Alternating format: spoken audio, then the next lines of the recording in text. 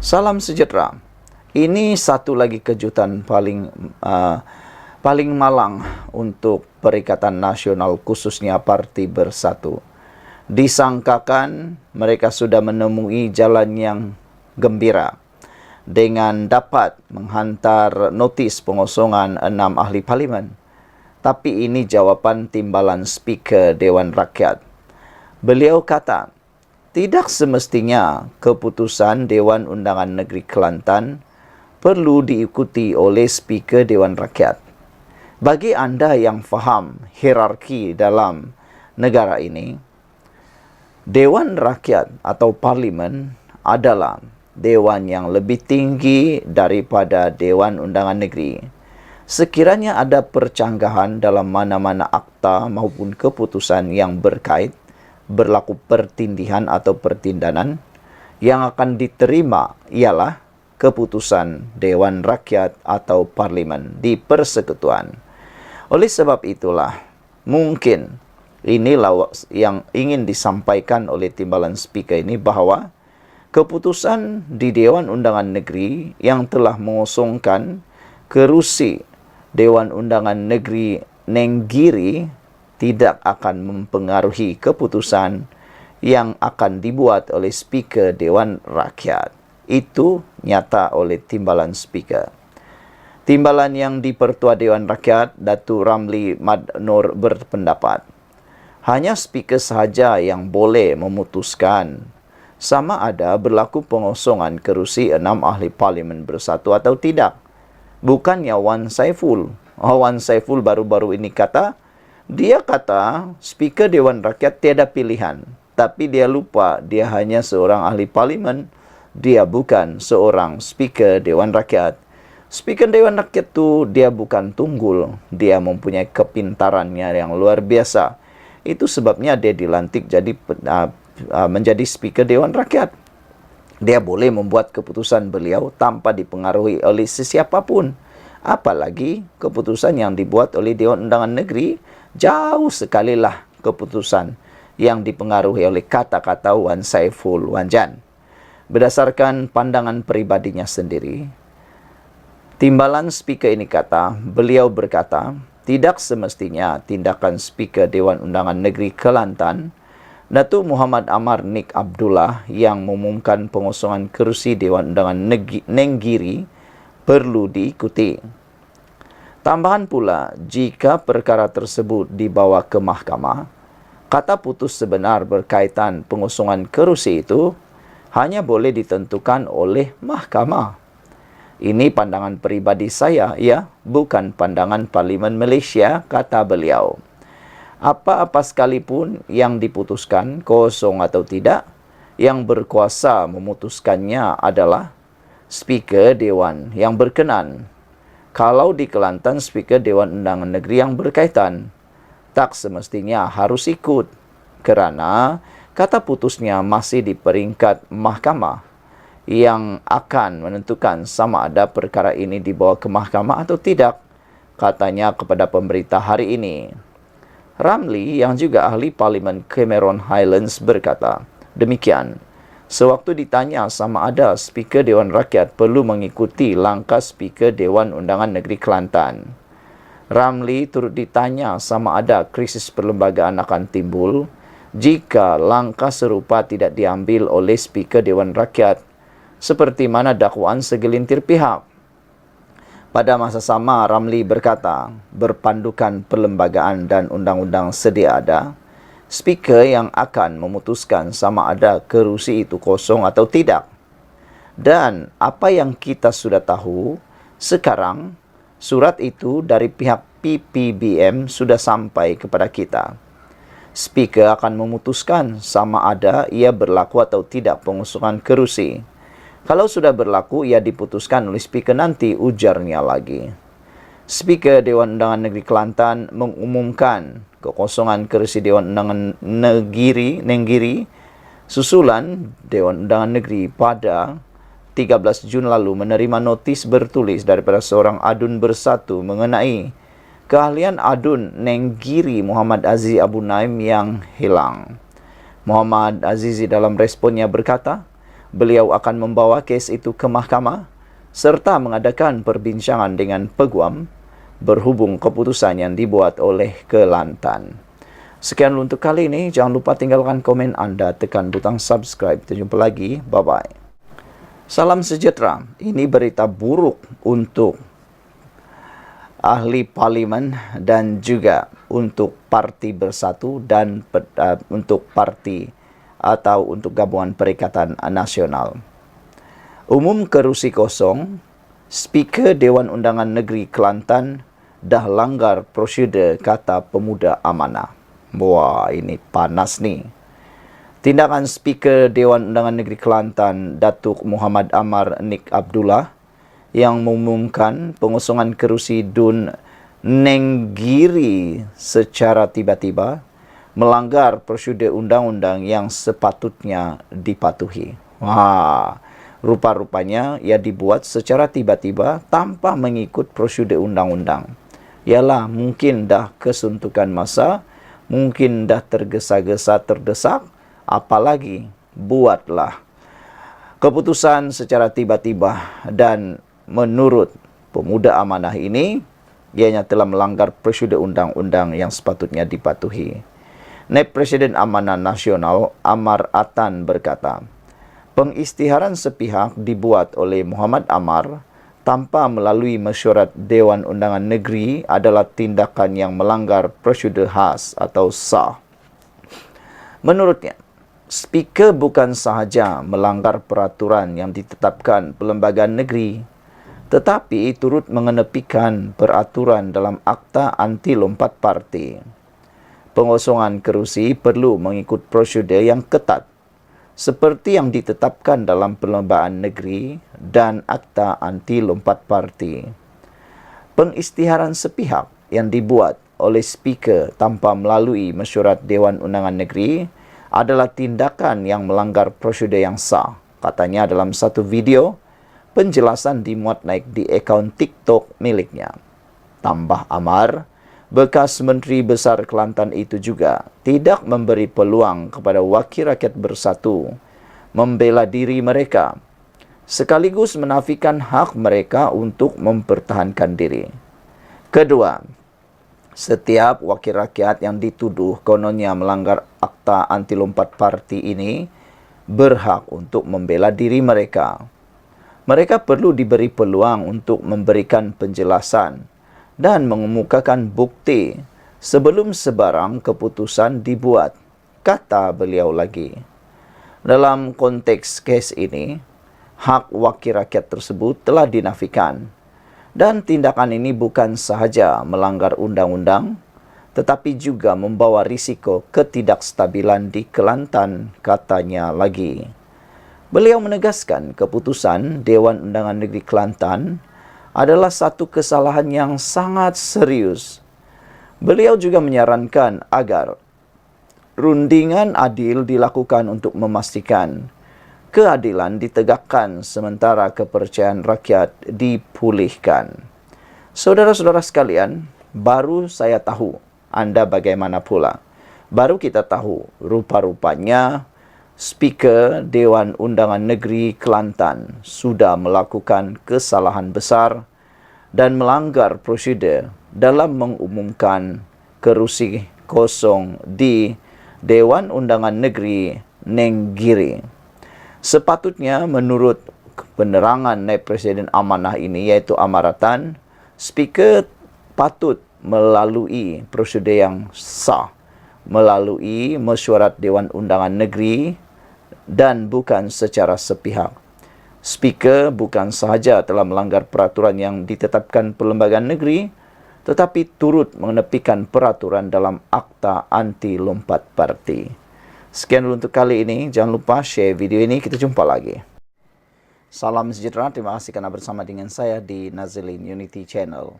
Berapa gaji Anwar Ibrahim, Zahid Hamidi, menteri-menteri dan timbalan menteri serta Speaker Malaysia? Jom saya nak kongsikan dengan anda semua berapa gaji Anwar Ibrahim, Zahid Hamidi dan menteri-menteri yang ada di Malaysia. Ini ialah anggaran yang ditulis boleh diperoleh dari interaktif di Malaysia kini.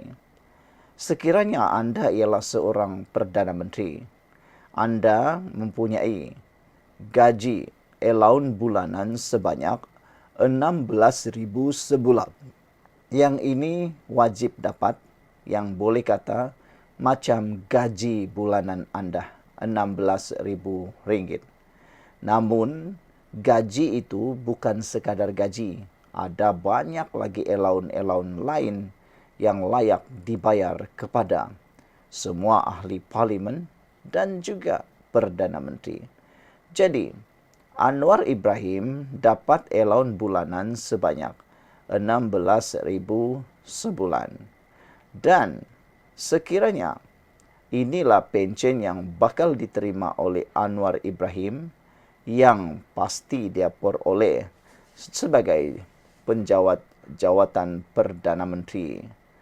Gaji bulanan Perdana Menteri termasuk allowance ialah sebanyak RM22,826. Dan selepas berkhidmat selama 60 bulan, iaitu bersamaan dengan satu penggal sebagai Perdana Menteri selama 5 tahun. Pencen yang akan diterima oleh Anwar Ibrahim, satu ialah pencen bulanan berjumlah 16,177 bulanan. Hebat kan? 5 tahun jadi Perdana Menteri, layak mendapat pencen bulanan 16,177. Dan graduiti mereka pula selepas pencen ataupun selepas menjawat jawatan Perdana Menteri selama 5 tahun ialah sebanyak RM582,390. Dan ini dibayar secara sekali sahaja. Itu jawatan Perdana Menteri. Bagi jawatan timbalan Perdana Menteri, gaji dibayar kepada timbalan Perdana Menteri ialah RM18,168. Dan selepas berkhidmat selama 60 bulan bersamaan 5 tahun, pencen yang layak diterima oleh timbalan Perdana Menteri ialah sebanyak RM14,237 sebulan. Manakala graduiti yang diterima selepas 5 tahun berkhidmat sebagai timbalan Perdana Menteri sebanyak RM512,520 dibayar hanya sekali sahaja. Wow, banyaknya luar biasa.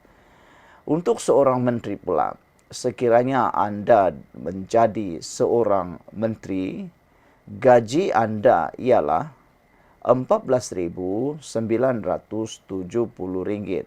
Ini baru gaji menteri ya. Ada lagi gaji sebagai ahli parlimen yang telah disebutkan tadi, yaitu sebanyak 16,000. Jadi campur dengan gaji menteri ialah lebih kurang dalam RM30,000.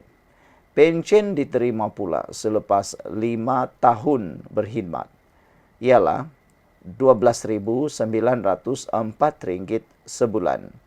Dan mereka juga bernasib sangat baik apabila layak dibayar graduiti sebanyak sekali, yaitu dengan bayaran RM464,553. Itu graduiti yang dibayar sekali apabila mereka sudah pencen.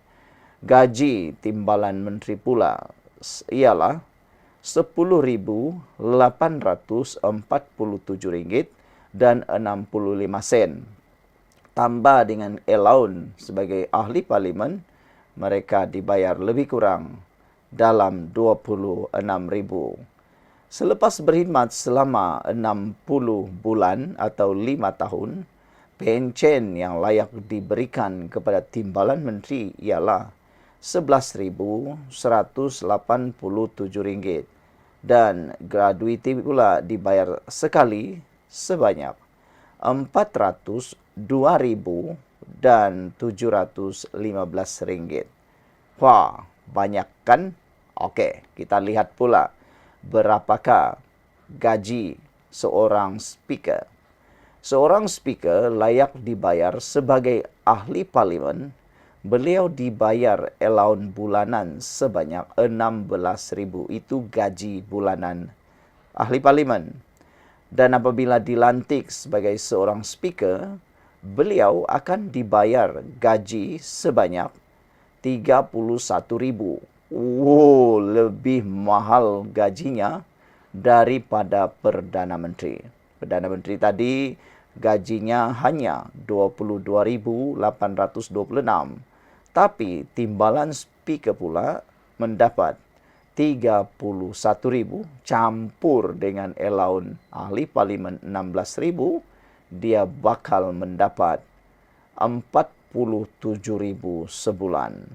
Sekiranya dia berkhidmat sebagai speaker selama 5 tahun, beliau dapat pencen sebanyak RM19,583 sebulan. Dan gratuiti yang akan diterima sekali ialah RM705,000. Wah, menghampiri 1 juta. Ini gratuiti yang luar biasa walaupun hanya berkhidmat selama 5 tahun. Sebagai seorang timbalan speaker pula dibayar gaji sebanyak RM22,000 Malaysia. Dan selain itu juga layak menerima menerima allowance bulanan sebagai ahli parlimen sebanyak 16,000. Selepas berkhidmat selama 5 tahun, timbalan speaker layak dibayar pencen sebanyak RM15,833. Banyaknya. Dan gratuiti pula sebanyak RM570,000 dibayar sekali sahaja. Okey, persoalannya kalau dia hanya seorang ahli parlimen biasa, selepas menang pilihan raya, beliau tiada gaji seperti timbalan menteri dan menteri, tetapi mereka dibayar allowance bulanan sebanyak 16,000, tidak termasuk allowance lain yang layak diterima oleh ahli parlimen. Allowance-nya memang banyak, bosku. Tapi pencen seorang ahli parlimen kalau berjaya berkhidmat selama 5 tahun, pencen bulanannya boleh mencecah RM6,667 dan nilai gratuiti yang dibayar sekali untuk mereka ialah sebanyak RM240,000. Okey. Apa jadi kalau ahli parlimen itu sempat menjadi ahli parlimen selama lebih 8 tahun? Sebab ada ahli parlimen ini yang sangat bernasib baik menjadi ahli parlimen selama 2 penggal. 2 penggal itu 10 tahun. Kena 1 penggal 5 tahun. Katakanlah anda menjadi ahli parlimen selama 2 penggal. Macam Muhyiddin Yassin lah. Dia sudah jadi ahli parlimen lebih 1 penggal. Dan seperti Azmin Ali dulu pernah menjadi ahli parlimen lebih 1 penggal, iaitu 2 penggal.